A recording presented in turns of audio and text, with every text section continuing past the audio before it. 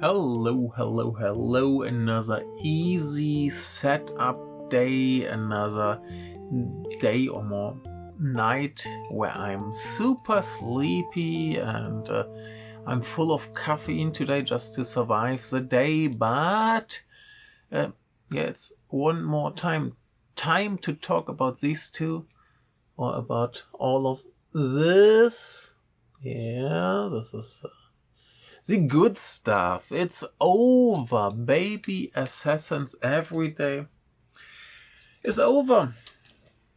And it's somehow a little bit like some people called it the Japanese 30 minutes, where the story is already over and we just get some more stuff to get a more conclusive ending, where just the last storylines are played out and some stuff gets explained. And basically that's what happened here in this last episode. So the big final battle and all is over. So this last episode has very little actual story and more like a big wrap up.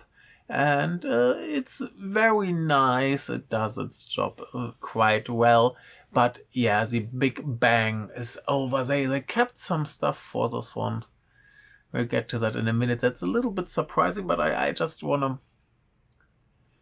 I don't know, maybe I want to talk about the whole story at the end a little bit, because we need some stuff that's very important in this here. So now, last spoilers coming.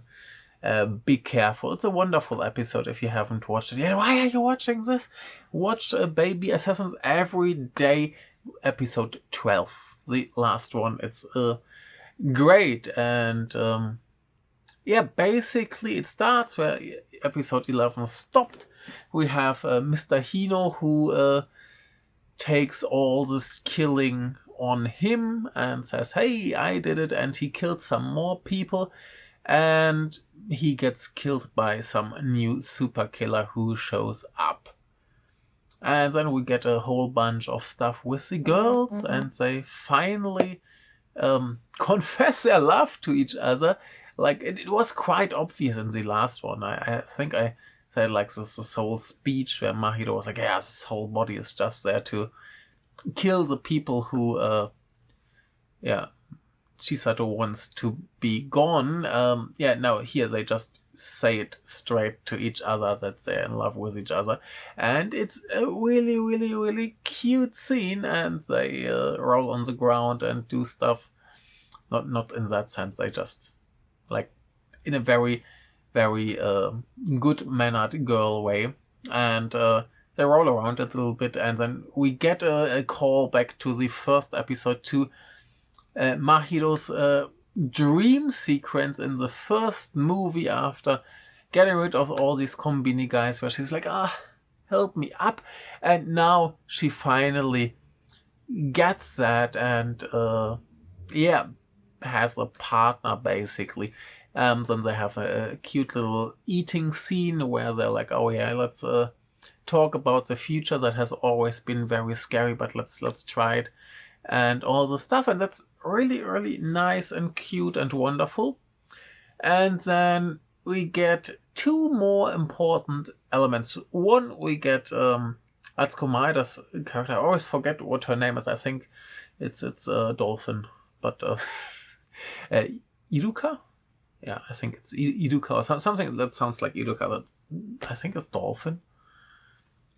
Anyway, she shows up and goes to this great killer guy, and they talk a little bit about the organization and change that might be happening. And he tells her, oh, maybe you're coming to Tokyo and stuff like that. And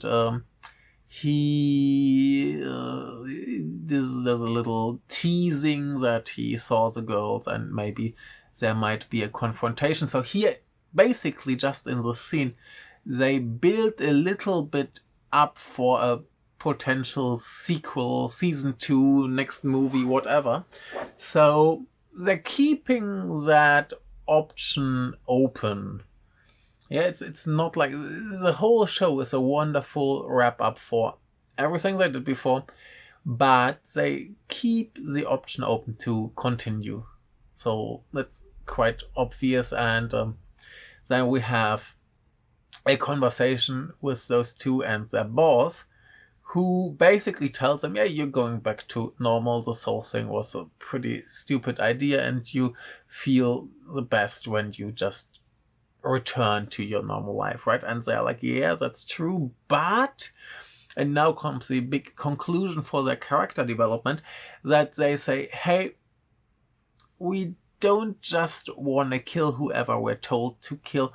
We want to judge by ourselves, and if we don't feel comfortable with killing someone, we don't do it. And that leads to the conclusion that they might not get as much money as they would otherwise. So Mahido's like, yeah, in that case, we just work at a burger shop. So she's at the point where she takes enough responsibility for herself and her life to say, I'm not trying to avoid any other work just to not do it. But now she's at the point where she's like, okay, if that's what I have to do to work in a way that is comfortable for me, I'm ready to do that as well.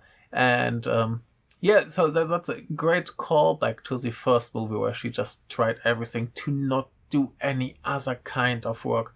Just, oh my god. And yeah, here with this Mr. Hino storyline, she feels for the first time that there's something else except just killing people that she is able to do. And by the way, there's a horrendous flashback where Hino, just before he gets killed, is in a burger shop, and the lady who works there gives him his phone that he forgot, and he has this insanely ugly orange cap, and it looks so horrible. It's the worst thing you've ever seen. Just, I mean, his hair is gorgeous. I love his hair. It's so wonderful. But, oh my god, this ridiculous orange baseball cap. Like, the colors are just out of control. Please, Yogo, think about what you're doing. That looks really, really terrible. Yeah, so, I mean, the whole show has looked like that, and I thought it's somehow bearable here. I don't know, maybe it's just good enough that I don't care as much, but it looks really bad. And anyway, so, yeah, they got to this point where she feels like, oh my god, yeah, there's something else I might be able to do, and that's a big character development that from movie number 1 to the end of the show she did. And yeah, basically in all movies except the first, like in the second one we have the two brothers where they already feel like, okay, we could be best friends, but we have to kill you. In the third movie they're like, hey, we're basically the same, and I'm sorry for having to kill you. I have some kind of understanding for your situation, but I've got to kill you. And here we're at the point where she's like, hey, we're the same. We're getting along super well. That's basically the combination of all those three bad guys that they had. And he's basically the same. He can't do anything else except killing people, has a dream of making burgers, and basically gets along with her really, really well. And she gets the chance to actually experience that with him, and that changes her a lot. And that's wonderful because it feels like Sakamoto had an idea for the whole thing. I don't really think so. I just think he checked, oh, we did this, this, and this. Let's try this with all these things. But yeah, here it's wonderful how he gives the previous movies some kind of meaning and connects everything, and then goes back to the first movie where he connects it to the relationship between the two girls and turns this. They're forced in the first movie to live together, and there's some trouble, and at the end they just barely get along, and now they're at the point where they're like, hey, we're the cutest couple around, and that's great. Good job. Also, so I can't imagine he had this idea from the beginning, but he turned it around very, very well, and it's very good that way. It just seems like it all makes sense, and it's great. What can I say? Today I talked with someone on Twitter, and he was like, I stopped watching the show after episode 7 because besides of the action there's nothing for me to get. And I thought, how is there nothing else to get? I mean, it's such a nice character driven story with well written characters and so much going on and so much development, and everything has some kind of meaning, and I would already love to watch the whole thing again to check how well it's structured actually. And there's so much to get from, and it's just great. I don't know, it's a really good show. It's well thought through. The structure makes sense, surprisingly, like throughout the show. I was like, does this make any sense? It makes sense, and it's great. And I don't know, why wouldn't you watch the whole show? Funnily enough, this person stopped after episode 7, where I feel like the show finally does a turn more to the tonality of the movie, so a little bit darker, a little bit grittier, a little bit more action and violence in general. And but not my fault. No, I don't think it worked out perfectly well. It's really good. I would love to see a second season. Like I said, there's potential for continuing this whole thing. I would love to see more. I don't mind more sequel, season 2, a movie 4, whatever you want to do. Give me more. It's lovely. Oh yeah, and of course I end here at a Christmas with the same cake they ate in the first one. So like the third movie already felt like this is the end. They advertise it like this is the end, and then they made the show which feels a little bit less like the end and teases a little bit what might come up later. And I would be surprised if they don't do anything else with this. Let's wait, let's see. I'm very, very curious. It will be a lot of fun if it continues, and will be great. And maybe someday I will come back to the show and watch it again. Probably in not that distant future. I mean, I already pre-ordered the Blu-ray set, so